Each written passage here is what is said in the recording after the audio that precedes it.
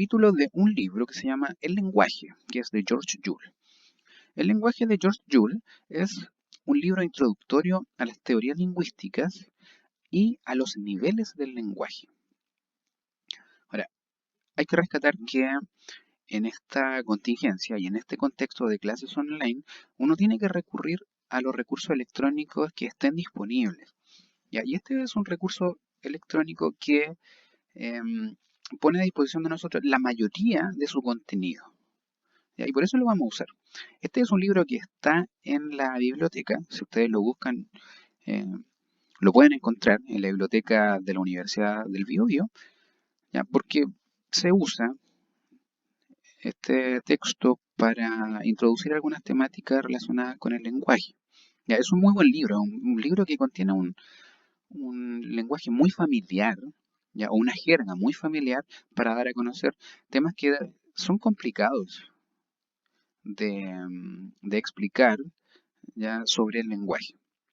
Ya ustedes saben que el lenguaje es un objeto de estudio que se estudia con el mismo objeto de estudio. Es decir, nosotros estamos en una posición metalingüística en este momento porque estamos hablando del lenguaje con el mismo lenguaje.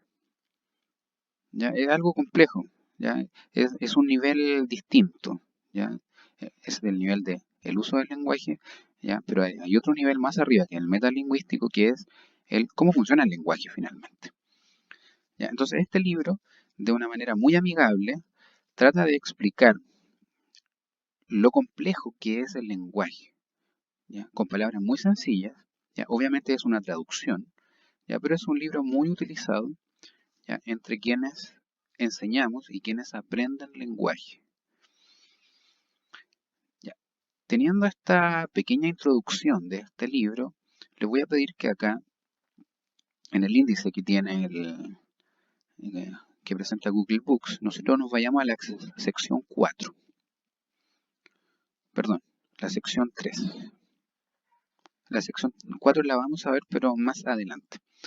Entonces nos vamos a ir al capítulo 4, que es los sonidos del lenguaje. ¿Ya? Como es su estilo, Yule siempre empieza con algún ejemplo, con alguna anécdota.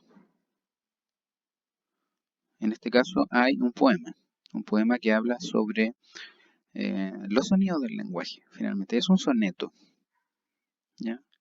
Un soneto, que obviamente, como ustedes lo ven acá, cumple el patrón de un soneto. Cuatro versos en la primera estrofa, 4 versos en la segunda, 3 y 3 en las dos últimas. Y obviamente tiene rima, o debería tener rima consonante. ¿Ya? Esta es una traducción, quizás no sea lo más fiel a un soneto en español. Ya, pero este es el capítulo, los sonidos del lenguaje. ¿Por qué? Porque vamos a empezar a hablar de fonética primero. ¿Ya? Pero para eso necesitamos saber algunos aspectos relacionados con la producción del sonido.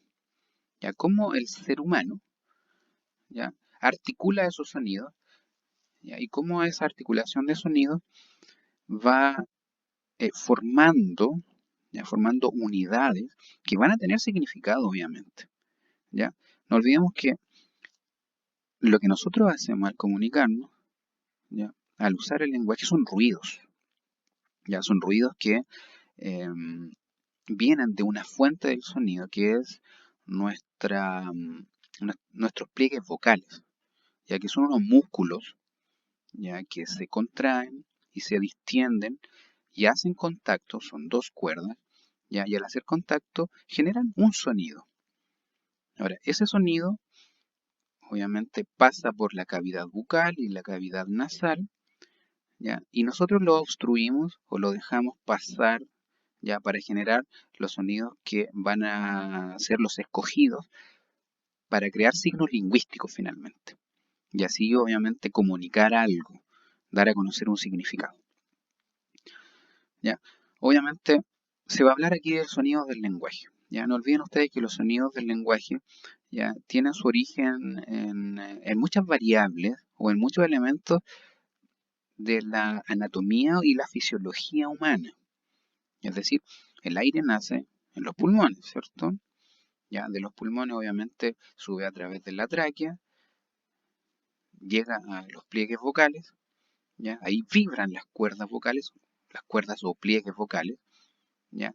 Y la boca es la que amplifica, ¿ya? Y es la que modela a través de la obstrucción de algunos sonidos, de la apertura, ¿ya? De la fricción que produce el aire ahí, ¿ya? Y genera sonidos específicos, ¿ya? Que nos ayudan a nosotros a que este ruido del que les hablaba, ¿ya? Tenga significado para el que escucha.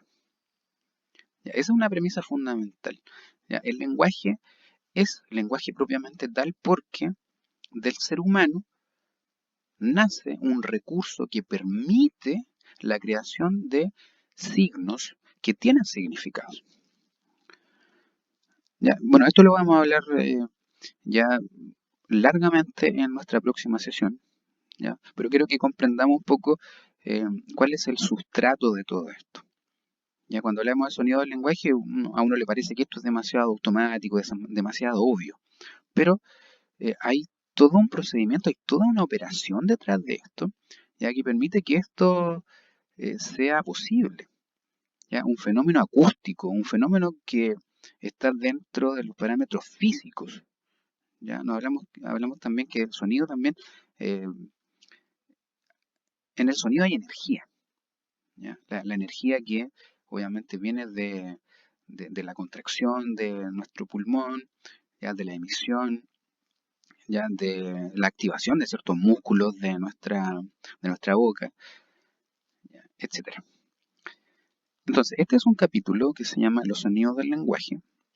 Y en los sonidos del lenguaje se empieza a introducir ya de manera bien didáctica el objeto de estudio de la fonética. ¿Ya? Por ejemplo, si leo acá un poco el estudio general de las características de los sonidos del habla, se conoce como fonética. ¿Ya? El tipo de fonética que nosotros vamos a retomar en esta asignatura es fonética articulatoria. ¿Ya? Como está descrita acá, nuestro interés prioritario será la fonética articulatoria.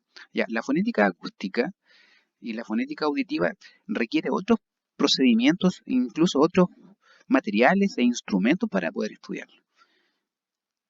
La fonética articulatoria es la base para poder comprender bien, ya que nuestro propio organismo, ya nuestro propio aparato fonoarticulador, ya está emitiendo y está haciendo que los sonidos sean perceptibles.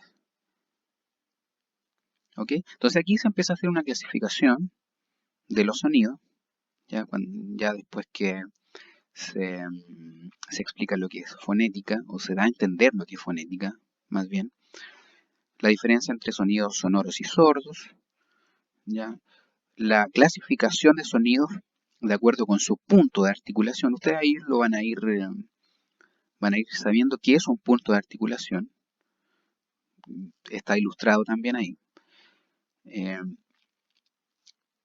Es decir, el punto en donde se produce el sonido. Aquí se produce una obstrucción obviamente al aire, y ahí eso genera que se produzca un sonido bien particular. ¿Ya? Sonidos que son bilabiales, sonidos que son labios dentales, alveolares, palatales, velares.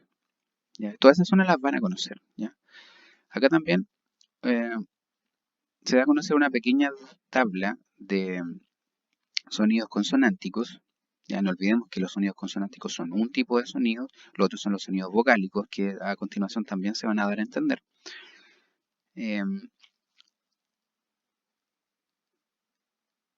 Como todo, toda la tabla que uno genere acá, y la tabla es un resumen finalmente, un resumen de las propiedades que tienen los sonidos. Ya toda tabla tiene sus limitaciones. Ya nosotros nos guiamos principalmente por AFI, que es el estándar fonético internacional, ¿ya? De la Asociación de Fonética Internacional, para crear símbolos. Estos son símbolos, ¿ya? Símbolos que eh, representen, ¿ya? La suma de estas variables. Por ejemplo, esta P que podemos ver acá, ¿ya? Resume cuando una consonante es oclusiva y es bilabial, ¿ya? Y es sorda en este caso, ¿ya? Frente a B, que en este caso sería una oclusiva bilabial sonora, ¿ya? Pero es una representación, ¿ya? Es la forma de simbolizar los sonidos del lenguaje. Ya, por lo tanto, aquí también se hace una acotación sobre las limitaciones de la tabla. ¿Ok? Después del punto de articulación viene la clasificación de sonidos por el modo de articulación. ¿Ya? Modo oclusivo, fricativo, africado, nasal, líquida, ¿ya? Glides. Y después vienen las vocales. La clasificación de las vocales. Y acá también, obviamente, da las variables para poder clasificar los sonidos vocálicos, aquellos sonidos que no tienen una oposición en la cavidad bucal, sino que el sonido pasa ya sin que haya una obstrucción para que sea producido. Ahora, sí es formado, ya sí es moldeado, no es lo mismo una A, que tiene una abertura grande, ya por lo tanto la amplificación en la cavidad bucal es distinta a una U, ya que es mucho más cerrada, ya, y la amplificación es mucho menor. Ya, por lo tanto, ahí también están esas variables que tratan de explicar la articulación de las vocales. Ya, junto con ello también están los fenómenos articulatorios, como los diptongos, y una nota aparte sobre la sutil variación individual en la pronunciación. Por ejemplo, hay variables geográficas que hacen que el habla, por ejemplo, chileno sea distinto al habla ecuatoriano, peruano o la misma habla española. ¿Ya? Pero esos son elementos que nos diferencian, son elementos sociolingüísticos, es decir, hay variables geográficas ahí que están interactuando. ¿Ok? Entonces, les voy a pedir solamente que ustedes lean este material. No hagan las actividades que están acá, porque esas las vamos a hacer después. ¿Ya? Van a llegar hasta la página 47. ¿Ya? Entonces acá tenemos ya un material con el que vamos a empezar a trabajar la fonética y la fonología. Ya, este es un capítulo de fonética, propiamente tal. Ya, no, aquí no hay elementos de fonología. Por lo tanto, ahí está la forma en cómo llegar a este material. ¿Ya? Y yo les pido que ustedes lean, tomen apuntes, subrayen. ¿Ya? Y si alguno tiene alguna dificultad en poder acceder al recurso, me puede escribir.